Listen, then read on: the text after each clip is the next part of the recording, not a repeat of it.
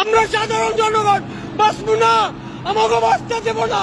প্রতিদিন আন্দোলন, কেন আন্দোলন, কিসের জন্য, এগুলো আমরা চাই না। তার সার্বিক অবস্থা এখন আর আগের মতো নাই। 5 তারিখের পর চিন্তা করছিলাম যে আমাদের বাংলাদেশটা অন্যরকম হবে, কিন্তু তারপরেও এই ভোগান্তি।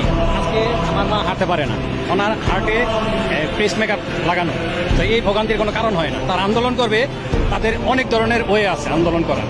এইভাবে রাস্তাঘাট বন্ধ করে মানুষকে ঝিম্পি করা, এটা আন্দোলনের পর্যায়ে পড়ে না বলে আমি মনে করি। কষ্টের লেভেল ছাড়া হয়ে গেছে। এই প্রতিদিনই এই ধরনের দুর্ভোগ, মানুষ ভাই অতিষ্ঠ।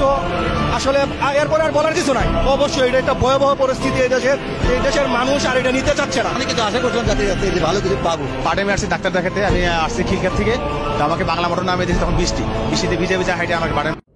জুলাইকে এইভাবে আপনারা অপমান করছেন, যারা শাহবাগ অবরোধ করে রেখেছেন তাদেরকে বলছি, এই জুলাই যোদ্ধা, এটা দেশপ্রেম, মানুষের অভিশাপ নেব আমরা? হ্যাঁ, সরকারকে বলছি, এরা কারা আপনারা জানেন, এরা আপনাদের অধীনস্থ। এদেরকে এখান থেকে সরান। যদি না সরান, আমরা কিন্তু জনগণকে সাথে করে নিয়ে এদেরকে সরানোর ব্যবস্থা করব। এটা কিন্তু খুব খারাপ একটা বিষয় হবে। জুলাই সনদ দিবেন, ঘোষণাপত্র দিবেন, কি দিবেন দেন, দিয়া এদের খুশি করেন।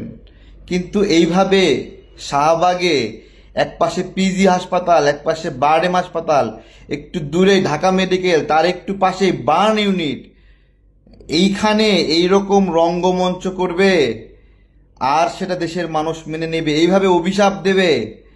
আমরা এই জুলাই জুড়ে ছবি পোস্ট করি, ভিডিও পোস্ট করি, এটা আমাদের গর্ব বলে।